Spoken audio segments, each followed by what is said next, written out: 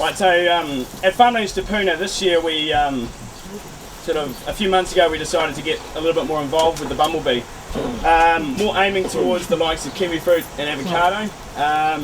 We started to do a lot of research into the bumblebee. A lot of that was due to the fact of kiwi fruit having a lot more covered canopies, and also the fact of bumblebees being used solely in the past for greenhouse use. And so we started sort of thinking ahead and thinking more covered canopies, the more bumblebee use, the less honeybee use. A lot of sort of beekeepers at the moment are sort of quite reluctant to get into pollination with their honeybees under covered canopies, whether it be passion fruit covered canopies, whether it be kiwi fruit, avocado, whatever, because of the fact that when you put honeybees under covered canopies, it affects their GPS system. So what happens is the honeybee will fly around underneath that covered canopy and it'll dash into the sides, it'll hit the roof, it'll get confused, and eventually it won't make it back to home. The queen can also stop laying inside those covered canopies, so therefore the hive dies down and the beekeeper ends up with this half hive. So going forward, everyone's starting to look towards the humble bumblebee, which in the past was sort of introduced into New Zealand, and they bought, I think it was about 63 queens in 1893 and started breeding them, and then bought another 200 in the early 1902, I think it was, and all of those queens have bred the bumblebee population in New Zealand now. There's been no other introduced bumblebees. Those bumblebees in New Zealand, there are 4 different varieties. There's your common garden bumblebee, which are the big fat guys that you see flying around your garden. Then there's the other bumblebee, the Bombus terrestris, which is what we use commercially. These guys can they're a lot better for commercial use because of the fact that they can grow up to a colony of about 400. Right, so when you sort of look in that in comparison to honeybees, you're sort of looking at about 30,000 per hive. Bumblebees you're looking at probably up to a maximum of about 400. Majority of them are around that 200 mark. There are 2 other species, but those 2 other species are only found in Otago and Canterbury. One of them is the long-tongued bumblebee, into which was brought in for the pollination of red clover. Going forward, looking at bumblebees inside covered canopy, it's gonna change sort of the way a lot of growers pollinate. Because of the fact of the honeybee being ineffective, or not really ineffective, sorry, being a little hard done by the covered canopy, the bumblebee can come in, do its work in early hours, late at night, in a light rain, cooler weather, things like that, when the honeybee physically can't. So the honeybee relies on heat from its mates. So it sits in that hive and they keep each other warm. The honeybee can't actually go out and start pollinating until it's about 15 degrees. Whereas the bumblebee, being independent, it actually warms itself up. So say it's 6 degrees at 5 o'clock in the morning, or 6 o'clock in the morning say, the bumblebee can come out of its nest, and it'll sit there hovering above the ground, excuse my bumblebee jiggle, but it'll sit there hovering above the ground and it'll buzz. And it'll buzz and it'll until it's reached its body temperature of 30 degrees. So it heats itself up. And that's what's happening when you see those bumblebees just hovering above the ground early in the morning. They're heating themselves up to 30 degrees. Once they're up to that temperature, they can go anywhere. They can fly at 6 degrees, 8 degrees, 30 degrees, whatever, because they've got their body temperature there. The other great thing about the bumblebee is they're independent. So honeybees fly in clusters, say. So one honeybee will fly out, will find out a good pollination site, a good sugar syrup site, or a nectar site, or whatever it is, and he'll come back, tell all his mates, and they'll all start flying. So you can see a honeybee hive, and you'll see the flight path of those honeybees, and they'll all be following that same line, going to that same clover field. Whereas a bumblebee, they're quite independent, and they don't really talk to their mates that often. So one bumblebee will go that way, one will go that way, one will go right here. So they're very sort of independent, which is where they start to become a little bit more effective under covered canopy, because they can just dot out plant to plant, flower to flower. And bumblebees have smelly feet. So bumblebees actually have a scent on their feet. So as they pop between the flowers, they're actually leaving a scent. So other bumblebees that go past can smell that flower before they reach it and just skip it. So they leave a scent on every flower. So every flower is pollinated once and done good. the bumblebee's pollination is slightly different to the honeybee's pollination. So it's not about just grabbing pollen and putting it onto a female flower or a passion fruit. They're both the same. So a bumblebee has two different forms of pollination. They have buzz pollination, which is where the bumblebee actually hops onto the flower, grips onto the flower, can dislocate its back legs and just shakes. Just shakes, and just buzzes on there. Right, so you've probably seen that bumblebee sit on top of any flower, whether it be a daisy or a passion fruit flower, and that bumblebee will sit on and hold on and just shake, and it'll actually draw the pollen. The other way that makes the bumblebee pollination quite unique is the electrostatic pollination. So what it does is, since it buzzes and hums away, it actually, when it hovers above the flower, it actually creates an electric charge, and it draws the pollen onto its hairy body. And so not only does it store the pollen in the sacs behind its legs, but it draws the pollen onto its body. So when it passes over the other flowers, of course those flowers are earthed. So the pollen is then transferred onto that flower without it having to rub its way into it. So electrostatic pollination is one thing that really separates the bumble from those honeybees. The hive, this guy here, the hive is being produced commercially. They're sort of produced around the world. A lot of the time they were used for greenhouse use. They're becoming a lot more popular. So the hive is quite simple and easy. It contains a bladder of sugar syrup in the bottom for the bumblebees to feed off. Because if we supply them with nectar or sugar, then they're stimulated to only look for pollen. So they're there to pollinate. So it comes with a bladder of sugar syrup in the bottom. It then has a cage on the inside into which houses the queen and the workers.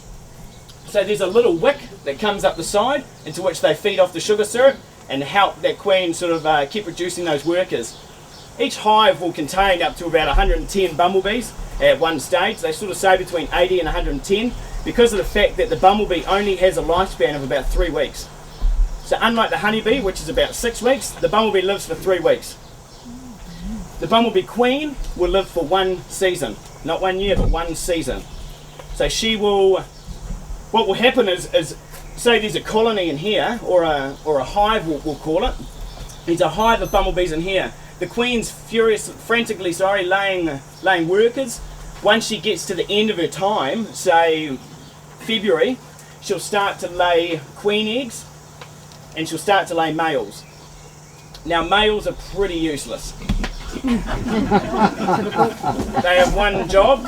So the male's one job is to hatch, go find a queen, get off the good foot, do the bad thing, and then the queen will actually rip the male's bits off and he'll die. Yeah, it's a great life for a male. They're even shorter than 3 weeks. So going forward, the male and queen, so the male and queen have hatched out. They'll all go out. The queen will find up to about 10 partners in a matter of a week or two. She'll then come back to the hive, eat up on some of that honey that's produced, or that nectar. She'll feed herself up till she's nice and fat, and then she'll go find sort of a littery area or into a bank or something like that, and she'll just jump on it and she'll hibernate. So there is actually no bumblebees in autumn and winter. The bumblebees population dies down, and the only bumblebee that is living are sleeping queens, which will sleep all through autumn and winter, which is why we don't see them.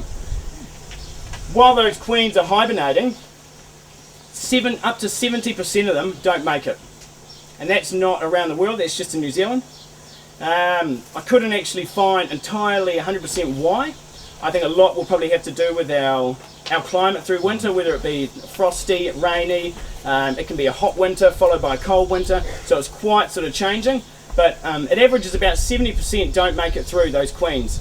So that 30% that make it comes to the end of August, early September. Those hibernated queens who are loaded up on jelly, queen royal jelly, which is what they eat through the winter, come out. They come out and they'll fly around for up to 3 weeks looking for a suitable nest. That's why you sort of see at the end of August, beginning of September, you see those massive bumblebees just flying around independently by themselves. You probably would have seen them around your garden and things like that, just the big bumblebees. So that there is a queen. And they're actually trying to get a little bit of food and look for a good nest. Once that queen finds a nest that she likes, she'll take it. If there's another queen in there, they'll fight to the death. and whoever wins gets to keep the hive and the workers that have been created. Bumblebees aren't loyal. So if a bumblebee queen takes over another hive, well, those workers will just join in with that queen. They don't really care as long as they work for someone. So once that queen has found that nest, she'll lay a couple of eggs, probably say half a dozen, and then she'll tend to them. Those workers will hatch out. Those workers will go and get pollen and nectar, bring it back, the queen will start laying again. And the process continues. So that queen will lay that season. Once she nears the end, the queen will lay those queens and males, and then she will end her life or whatever, and then those queens will carry on, and so the system goes again. And Zonda and BioBees, which are the two big commercial bumblebee producers in New Zealand, they produce them all year round. I mean, the likes of a greenhouse of tomatoes may need 100 bumblebee hives in July, say, which there are no bumblebees around in July. So they're sort of commercially produced under controlled environments in both King's Seat in Auckland and down in Taranaki, isn't it? Yeah. So they're sort of commercially produced in sort of big glass rooms. So the big glass rooms have sort of males and queens inside them, into which are mating, and once the queen has mated, you can actually grab the queen, chuck her in a box, and that queen will start that whole hive out of that box. So they've got rows and rows of these boxes, which they just chuck queens in. After about 3 weeks, those queens would have built up a nest. They put that box inside one of these and then send it off. And so all year round they're commercially producing. Now I think a lot of this commercially producing has its good benefits for the bumblebee as well. The bumblebee isn't susceptible to things like varroa mite, like a honeybee, or any sort of foul brood disease or things like that. It has its own diseases that cause it problems, but they're nothing like the foul brood and honeybees, or the varroa mite, which has been devastating to the honeybee industry. I mean, when varroa mite came around in the early 2000s, it sort of put a huge stop to honeybees in New Zealand. The likes of feral bees, they're now pretty certain that there are no such thing as wild feral bees in New Zealand anymore. There used to be swarms, you'd see a swarm on your farm, and it would be a wild swarm. But now when you see a swarm, it's probably from your neighbour's beehive, and it's not wild. So with that loss of the wild bees, the feral bees, and also the varroa mite killing off a lot of the other bees, honeybee population is down, and so honeybee population pollination is starting to become a pricey sort of expenditure, and especially with this covered canopy, which is where these guys are going to play their big part. They're cost effective, and they do their job really well. Through that early time in the morning, light rain, they'll still be working, and even up into, if it's a full moon and they've got enough light, that bumblebee will still be working away. Do you want a drink of water? No, you're all right. Just catching my breath. So what you guys can see later on when you come up and have a look is you'll see a full colony in there, a full working colony. Inside there you can probably spot the queen. She is rather large. Try not to tell her, she's quite conscious about it. But the queen is quite large, and you will see she's nearly an inch long. She's very fat, nearly an inch long, and she has a glossy, hairless chest, like a queen should. She also has a creamy tail opposed to a white tail, so she's quite noticeable. So I would encourage you to later on come out and have a look, because you will see the difference between the eggs, the honeycombs, and the queen, and it's quite interesting, because once the eggs actually hatch, they reuse that egg and fill it up with honey. So the bumblebee, to answer your question that you're probably going to ask, no, you can't eat the bumblebee honey. I've tried and it's yuck. They call it royal jelly, and it's more of a jelly texture. The bumblebee will only produce enough honey for itself because of the fact that it doesn't need to store for winter. It doesn't need to prepare for a long time away. So they only produce enough to feed themselves, so they're quite selfish in that respect. Talking about, you can actually naturalise them. The nests. So you can actually catch queens. You can actually catch wild queens if you know what you're looking for, as Toby mentioned, that July, August time. And if you have a box prepared, it can be just a wooden box with a small hole in it. You place them close to the ground because they'll be hovering around the ground, 6 to 12 inches. And then if they like the nest, they'll actually go in there. So in that nest you would put, they've used kapok, they've used any old sort of upholstery material, and she will use that material to start to build her nest. They suggest that you close off the hole once you've got your queen in there, so she learns to establish herself. You'd have to put in there your sugar syrup, and there's a recipe in here for sugar syrup. It's basically a 50-50 mix, and have a wick so that she can actually feed off the wick. You can get commercial pollen from Zonda, and you can make pollen tubes, and she'll use that pollen tube to feed on while she's building her colony up. Once you've got your colony established, you lift your hole up and away they'll go, and that'll be their home. So there's references in this piece of material on where you can find information on making your own nests. Yes, go for it. Can you use an old box? Sorry? Can you use an old box for that? The problem is with using the old box is it can get quite weathered. Yes, it is wax coated, so it can withstand light drizzle, things like that. But it is a cardboard box, and also bumblebees are grotty. All right, they're very, very grotty. Anybody that's had anything to do with bumblebees know that they smell and they're very grotty. That's because they don't have to live in it for longer than 3 weeks, so they don't care. A honeybee, on the other hand, is one of the most hygienic animals in the world.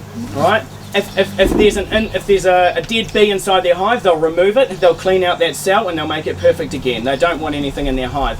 A bumblebee, well, they'll just jump on top of each other, do their whatsits on each other. A dead bee will be there and they'll just sit on it. They're not worried about any of that, and they can get quite grotty. So they do talk about, when you're naturalising bumblebee hives, about cleaning them out each year to ensure that it's a nice environment. So when you sort of create this artificial hive, as Godfrey, you've made a couple of these. Yep. So Godfrey's actually, I've got one of Godfrey's hives at home, and I've got bumblebees inside it, and they're going quite well. After this year, it'll have to be cleaned out, new stuff put in. Yes, it'll hold the scent of a bumblebee, but that's all right. So you clean it out and give it a new life. The government, as of probably about 7 weeks ago, 8 weeks ago, 2 months ago, has actually put money aside for the first time into research of bumblebees. So the bumblebees are actually turning to a big thing worldwide, not just for New Zealand. So the government's put away 1.2 million for the next 4 years into research, and a large chunk of that is going into research of the bumblebee. So we're sort of looking 4 years down the track, the government will have a lot of we have some research that shows New Zealand results from bumblebees, because at the moment a lot of the research is based off Peru or Mexico or Israel or things like that, which aren't really the same climate as New Zealand. But the effectiveness of the bumblebee is still not guaranteed, but still quite certain in New Zealand. As Teague, who's here, Teague, if you could put your hand up. Right, so the gentleman Teague here, he's had bumblebees in his passion fruit for the last 6 years, and he will continue to put bumblebees in his passion fruit. So he's seen the results, he's seen them working, and he's pretty happy with the results of the bumblebee. Now the big thing when you put bumblebees in your orchard is the difference between the bumblebee and the honeybee. All right, a lot of people sort of expect them all to sort of shoot out like an assault rifle and start pollinating, bang, bang, bang. They're a lot more subtle, they're a lot more the quiet achiever, rather than the honeybee, which sort of go by power by numbers. And that's because of the fact that one bumblebee could do the job of 50 honeybees. So if you say have a honeybee hive, and I'm not trying to downgrade honeybees because I'm a beekeeper, but if you have a honeybee hive, your honeybees could go bang that way there to 2 kilometres to a clover field, another quarter of them will go over here to some rewa, you'll get a quarter of them in your orchard and a quarter of them will stay at home with mum. With the bumblebee, they can't actually physically go that far. They can only go sort of 150, 200 metres. So they're not going to leave and go to a clover field, or they're not going to leave and pop over to your neighbours or anything. They're just going to stay where they are. And because of that fact, because of that sort of attribute of the bumblebee, you can put them in early.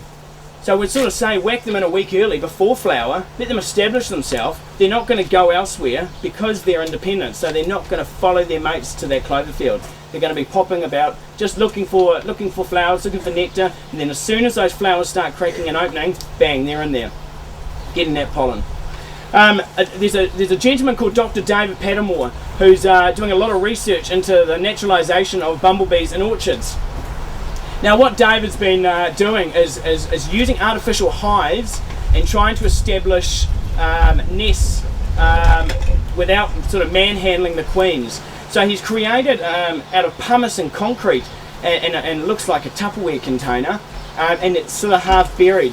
And he's put them all out, about 350 around Katikati, and they're doing a lot of trials on that naturalisation, because what we're wanting to try and achieve is that the bumblebees, after they come out of hibernation, is that queen will find one of these nests, go inside it, and they'll be able to pollinate from that nest. Now with that research that Dr. David Patton has been doing, he's had a lot of good results and a lot of sort of good feedback coming out of them, both positive and negative. The success rate is nowhere near 100%, but he's getting better and better. He's finding out things like a slightly damp nest will actually house a better colony and quicker colony than a dry nest.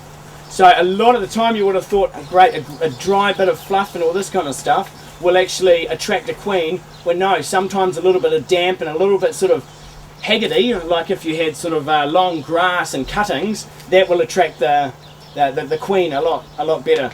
So going forward, I'm hoping to sort of see a bit more results out of David Patton and be able to see the likes of these bee homes sort of in the next year or so.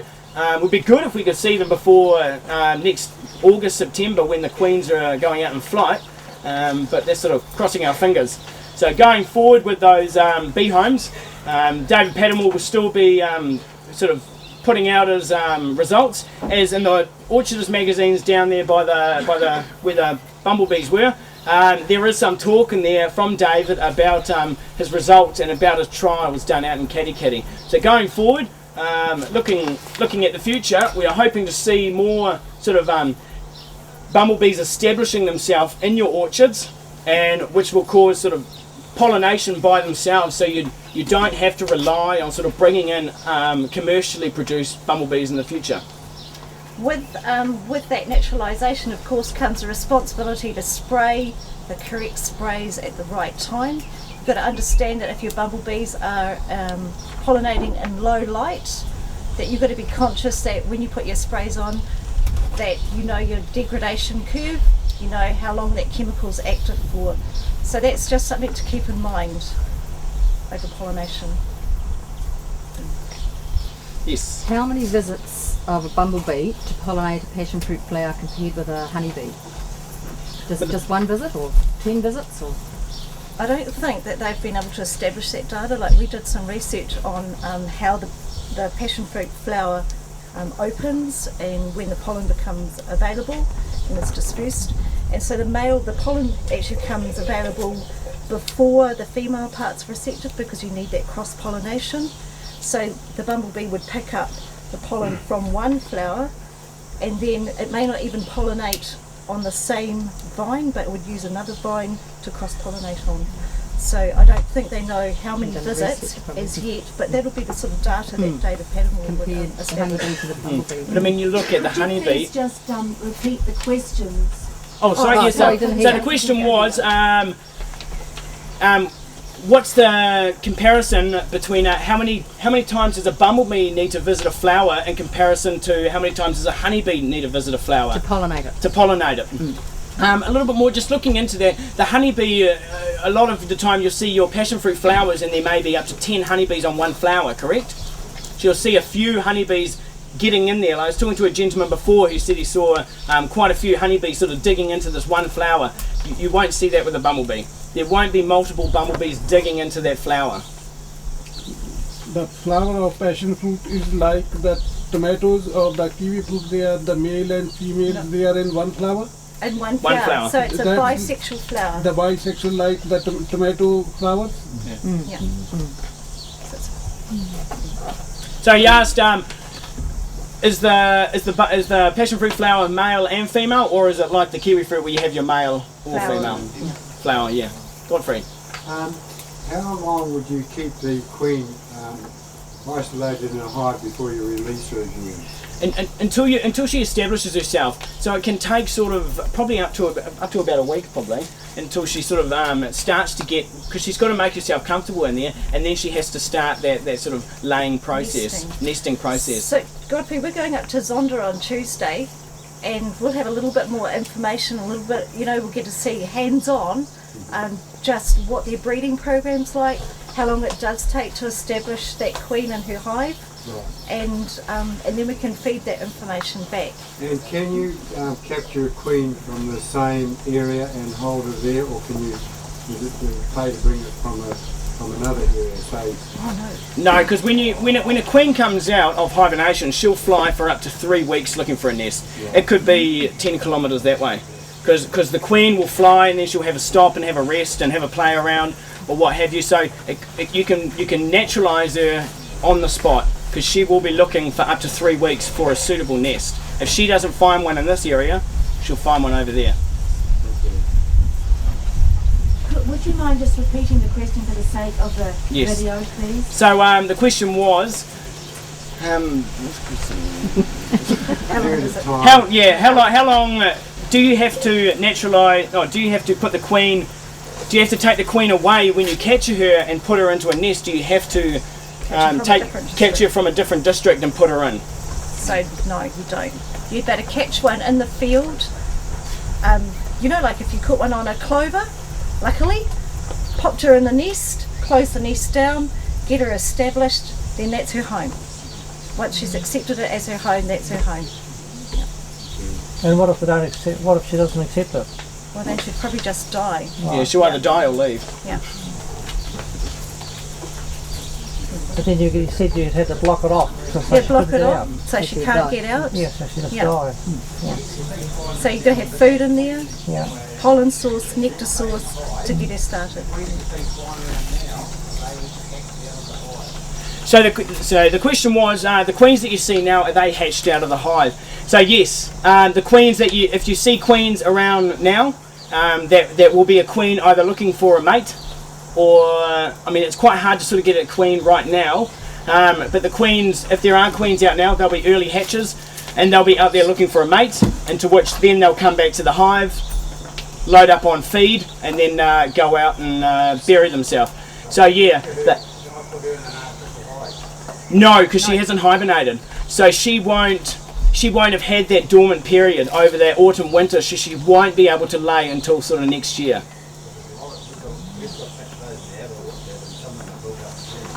Yeah. So a lot of them will be flying at that low level. So it was just asking, he's got bumblebees inside his avocado orchard, and there's a lot of queens being produced, because obviously those hives are nearing the end of their time, and so the queens that are being produced are actually should be coming out and flying at that low level. They'll be looking around all of that shrub underneath the avocado tree and things like that, and they'll be looking for a suitable nesting spot. Or a hibernating spot, yeah. Yep. So he was just talking about the little wee fellas that he sees flying around. So the little wee guys are actually workers. So there's 3 different sizes of bumblebees, which it's hard to see here, but 3 different sizes of bumblebees. You have your male, which is your middle size, and there a lot of the time people sort of assume that that's the normal bumblebee size, is the size of the male. The workers can be absolutely tiny, like tiny, and until they eat enough and get enough pollen inside them, etc., they'll grow a little bit bigger. And then there's the queen, which is absolutely ginormous.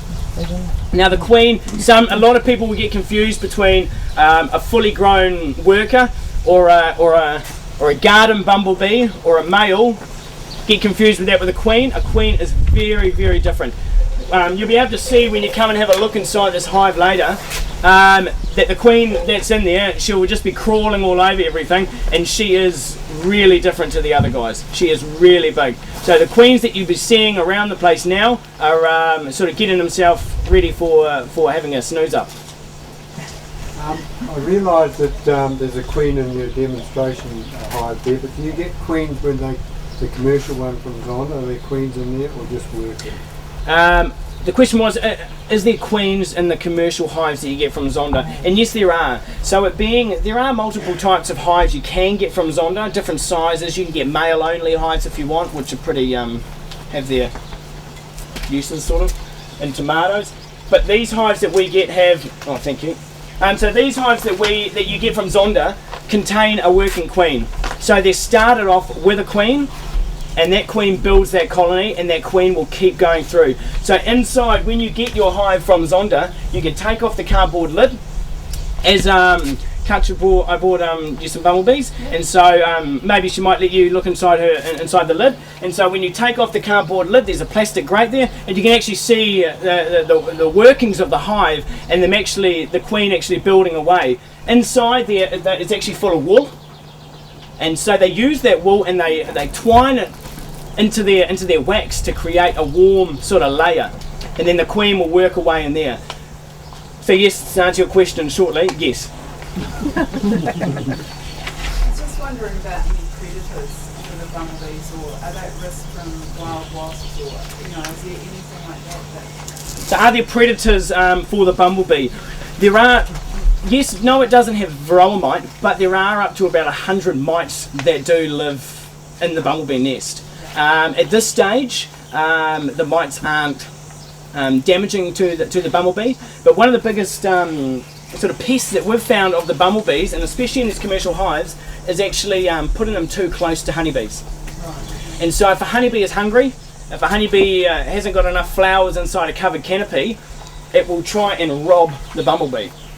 Now, a bumblebee versus a bumblebee will win.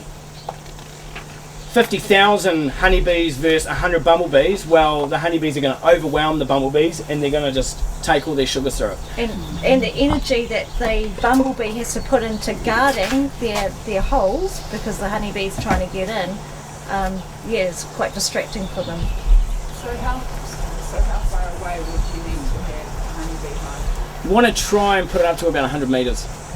Yeah, and it's just a little bit of a struggle with that under that covered, looking at covered canopy kiwi fruit.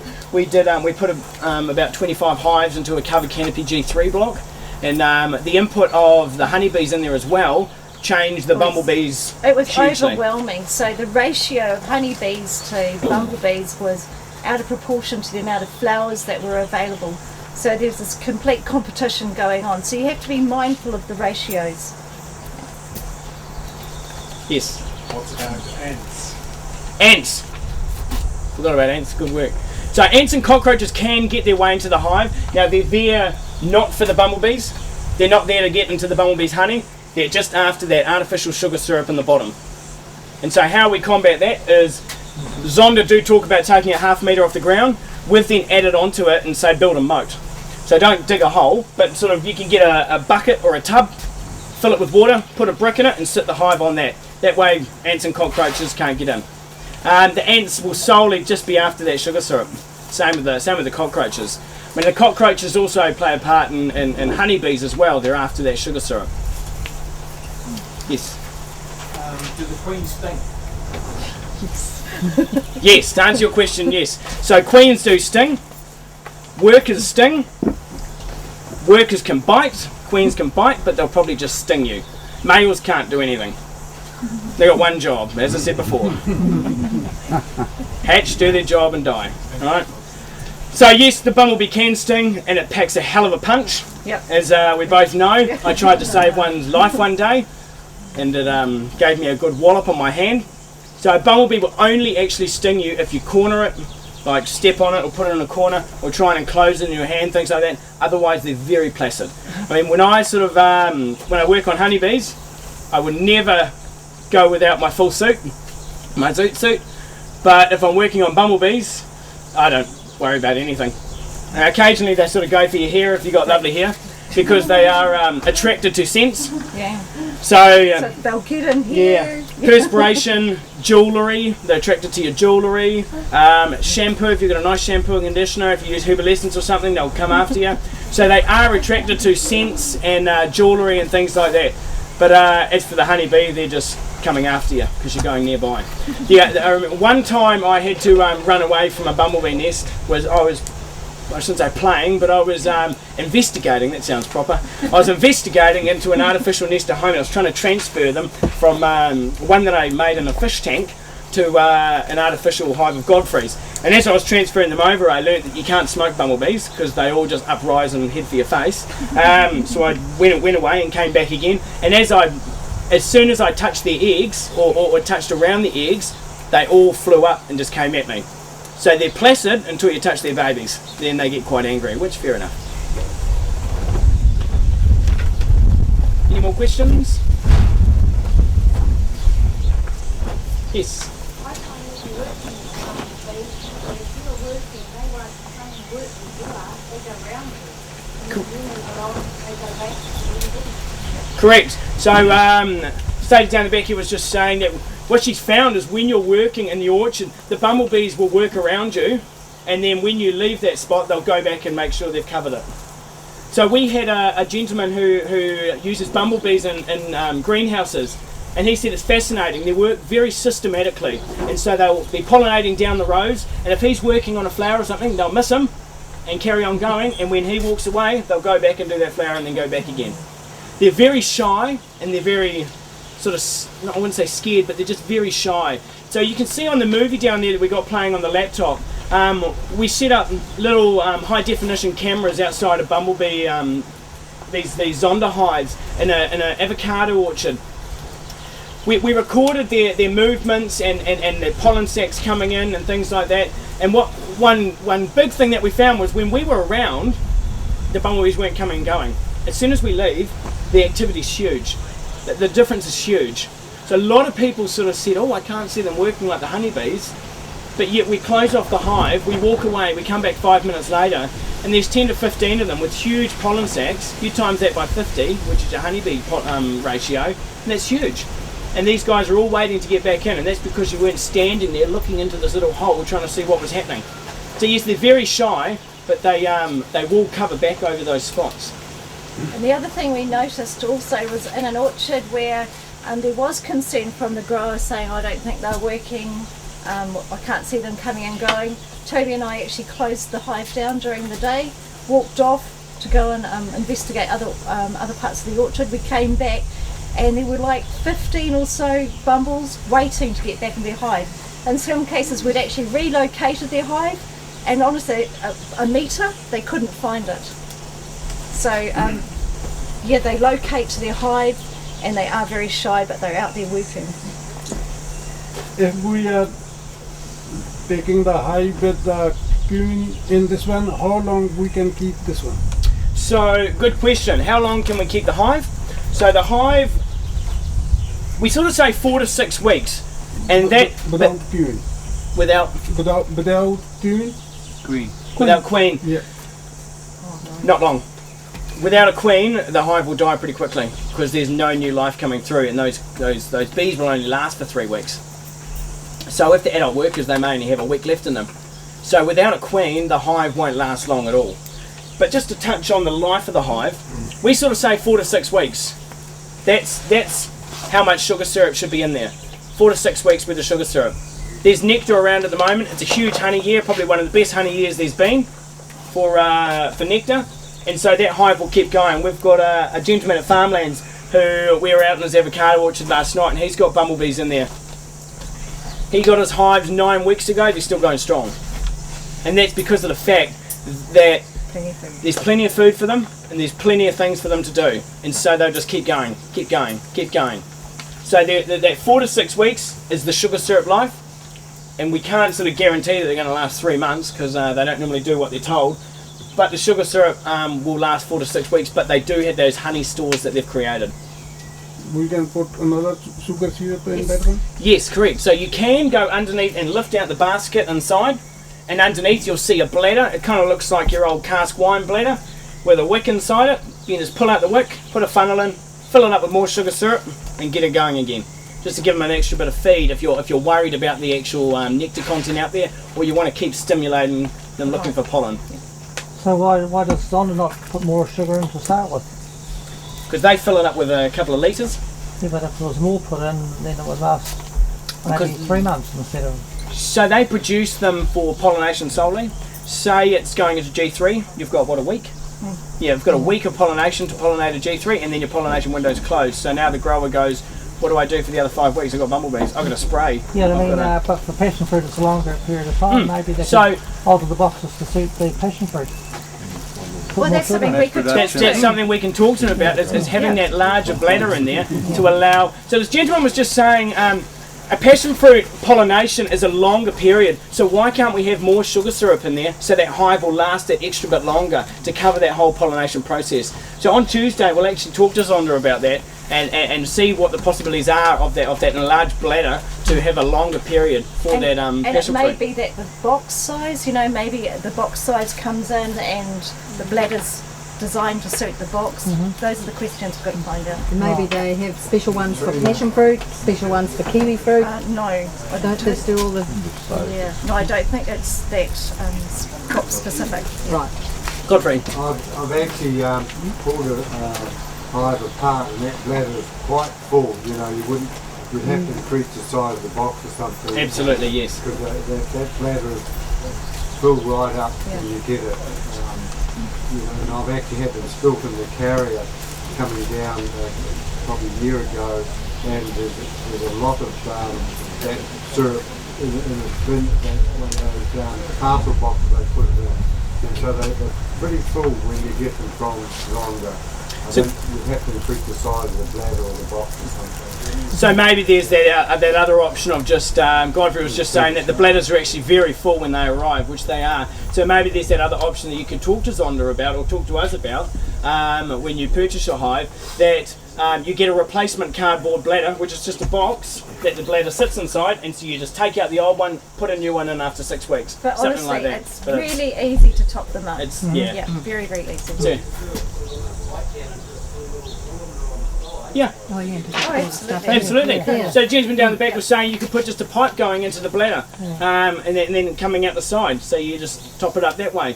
There are also, there's these little contraptions that have been made for honeybee hobbyist hives, which are like a little runner, and then it's got the likes of your rabbit water feeders where they sort of drip out through gravity. It's like that, but they fill it up with sugar syrup, and then they just put it into the side of the hive, and it continuously just a little runner of sugar syrup.